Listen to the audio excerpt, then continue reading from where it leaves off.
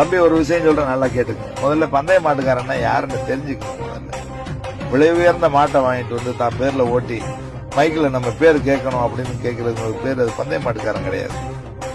அது ஜஸ்ட் ஒரு ஆசை, அது எல்லாருக்கும் இருக்கும். நம்ம பேர்லயும் பந்தய மாடு ஓடணும், நம்ம பேரும் மைக்கில் கேட்கணும்னு ஒரு ஆசை இருக்கும்.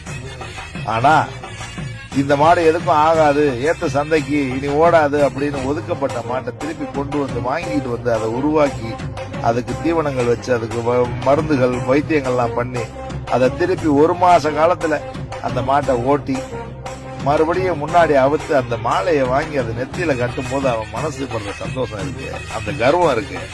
அவன் தான் என் பந்தய மாட்டுக்காரன். தான் பெத்த புள்ள கட்டின பொண்டாட்டிக்கு மேலாக நினைப்பாய் அந்த மாட்டை.